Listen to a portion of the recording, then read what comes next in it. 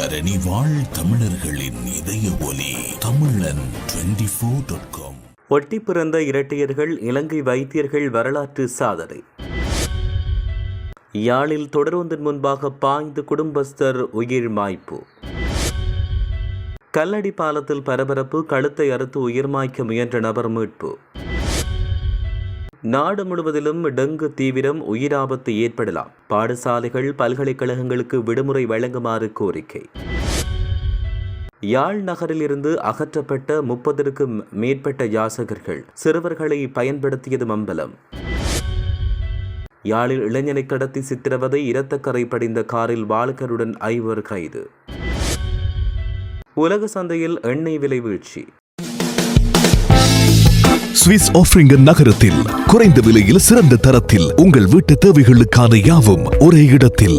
Little Asia.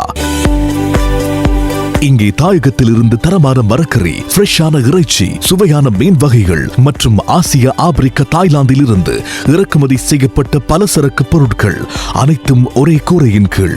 உங்கள் ஷாப்பிங்கை இனிமையாக்க 200க்கும் மேற்பட்ட car parking வசதி. மேலும் ஹைவேயில் இருந்து வரும் 700 மீட்டர் தூரத்தில் மிக பிரம்மாண்டமான little Asia exotic food.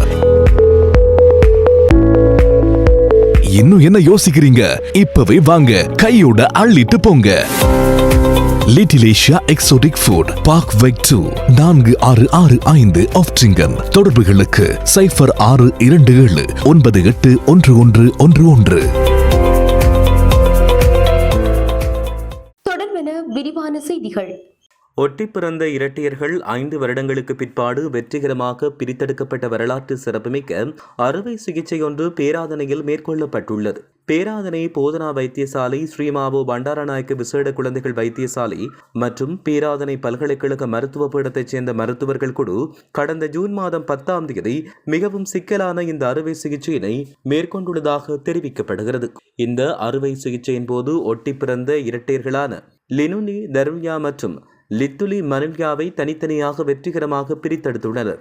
Mawanella அரநாயக்கவில் 2021ஆம் ஆண்டு பிறந்த இந்த இரட்டையர்கள் 5 ஆண்டுகளுக்கு மேலாக நிபுணர்களின் நெருங்கிய கண்காணிப்பில் இருந்து வந்தனர். இந்த காலகட்டத்தில் மருத்துவ குழுக்கள் இறுதி பிரிப்பு அறுவை சிகிச்சையை மேற்கொள்ள முன்னர் விரிவான ஆய்வுகள், திட்டமிடல் மற்றும் பல நடைமுறைகளை மேற்கொண்டிருந்தனர். இலங்கையிலே மேற்கொள்ளப்பட்ட மிகவும் சிக்கலான குழந்தை மருத்துவ நடைமுறைகளில் ஒன்றாக கருதப்படும் இந்த அறுவை சிகிச்சையின் விளைவாக அந்த இரட்டையர்கள் 2 தனித்தனி குழந்தைகளாக வெற்றிகரமாக பிரித்தெடுக்கப்பட்டுள்ளனர். இலங்கையின் மருத்துவ வரலாற்றில் ஒரு பெரும் சாதனையாக பார்க்கப்படும் இந்த சம்பவம் இலங்கை மருத்துவ நிபுணர்களின் திறமை, அர்ப்பணிப்பு மற்றும் நிபுணத்துவத்துக்காக பாராட்டுக்களை பெற்றுக் கொண்டுள்ளது.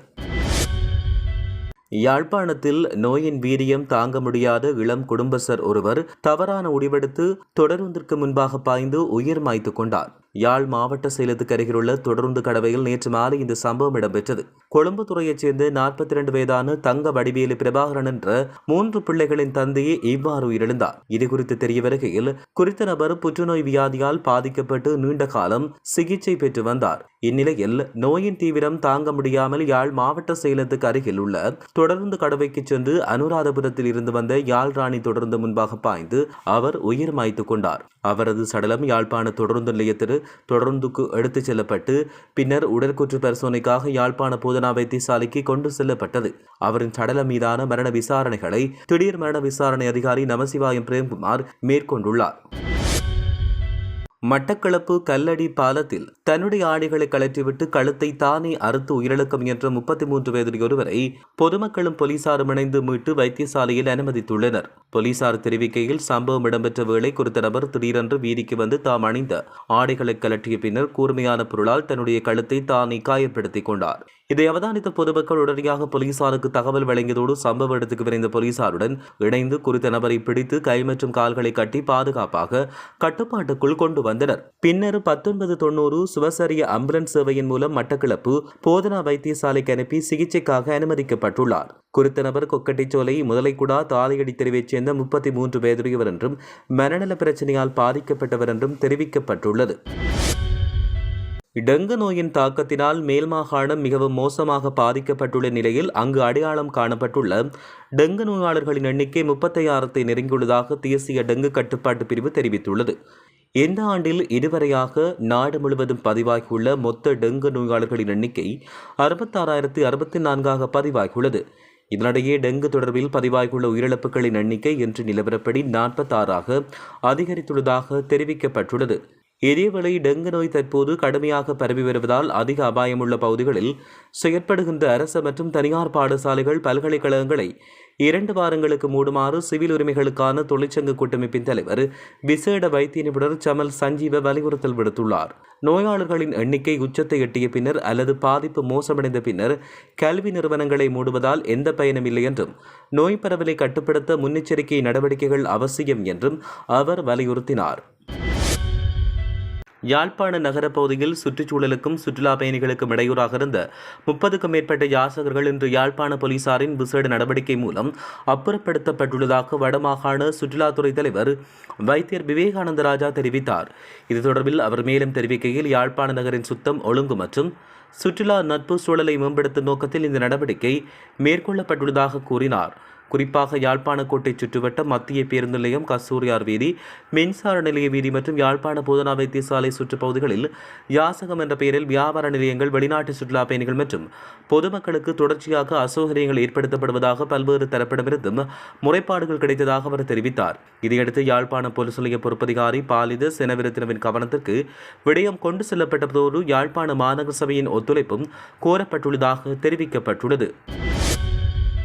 திட்டமிட்ட வாழ்வெட்டு சம்பவங்களோடு தொடர்புடைய குற்றச்சாட்டில் அபாயகரமான கூறிய 2 வாள்களுடன் 5 யாழ் மாவட்ட குற்றத்தடுப்பு பிரிவினரால் கைது செய்யப்பட்டுள்ளனர். அத்துடன் யாழ்ப்பாணத்தின் பிரபல வர்த்தக நிறுவனம் ஒன்று கூறியதாக சந்தேகிக்கப்படுகின்ற கார் ஒன்றும் குறித்த சந்தேக நபர்களுடன் கைப்பற்றப்பட்டுள்ளதாக யாழ்ப்பாண குற்றத்தடுப்பு போலீசார் தெரிவித்துள்ளனர். மேலும் இந்து கல்லூரிக்கு அண்மையில் கடந்த 5ஆம் தேதி ஒரு இளைஞனை 5 பேர் கொண்ட கும்பல் ஒன்று கடத்தி சென்றுள்ளது. கடத்தப்பட்ட இளைஞனை கைதடிக்கு கொண்டு சென்ற குறித்த கும்பல் அந்த இளைஞனின் உடைகளை களைந்து சித்திரவதை செய்தபின் காயங்களுக்குள்ளான நபரை யாழ் பொஸ்கோ பாடசாலைக்கு அருகில் விடுவித்தனர். இந்நிலையில் குறித்த கார் வேகமாக செலுத்திச் சென்றபோது வீதி கடமை இருந்த போலீஸ் இடைமறித்த போது நிறுத்தாமல் வேகமாக சென்றுள்ளனர். சந்தேகமுற்ற போலீசார் குறித்த காரை துரத்தி சென்று இடைமறித்து சோதித்தனர். சோதனையின் போது காருக்குள் இருந்து 2 கூறிய வாள்கள் கைப்பற்றப்பட்டுள்ளன.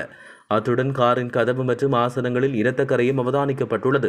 அத்துடன் ஒரு சேட்டும் இரத்தங்களுடன் மீட்கப்பட்டுள்ளது. இதையடுத்து போலீசார் குறித்த ஐவரிடமும் விசாரணை நடத்தியதில் 2.5 கிராம் ஐஸ் போதைப்பொருள் மீட்கப்பட்டுள்ளதாக போலீசார் தெரிவித்தனர். இதேவேளை குறித்த கடத்தலோடு தொடர்புடைய இளைஞன் வைத்திய பரிசோதனைக்கு உட்படுத்தப்பட்டுள்ளதாக தெரிவிக்கப்படுகின்றமையும் குறிப்பிடத்தக்கது.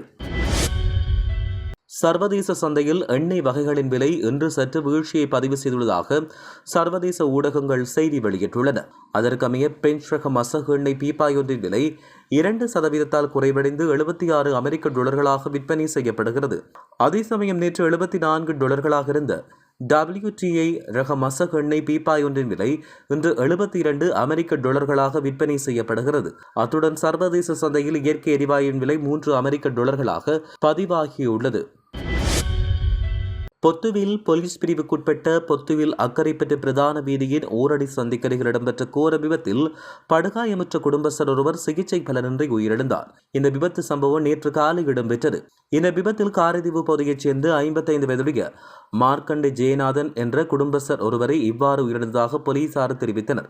விபத்தில் இறந்தவர் கதிர்காம பாத யாத்திரை செல்லும் அடியவர்களுக்காக உகந்தையில் உணவு தயாரித்து கொடுத்துவிட்டு வீடு திரும்பிய போது விபத்தில் உயிரிழந்தார். அக்கரைப்பற்றி நோக்கி சென்று கொண்டிருந்த சிற்றூர்தி ஒன்று ஊரணி சந்திக்கு அருகில் சென்றபோது எதிர் திசையில் வந்த முச்சக்கர வண்டியுடன் எதிர்பாராத விதமாக நேருக்கு நேர் மோதி இந்த விபத்து இடம்பெற்றது. மோதிய வேகம் காரணமாக 2 வாகனங்களும் நிலை தடுமாறி வீதியில் கவிழ்ந்ததாக தெரிவிக்கப்பட்டுள்ளது.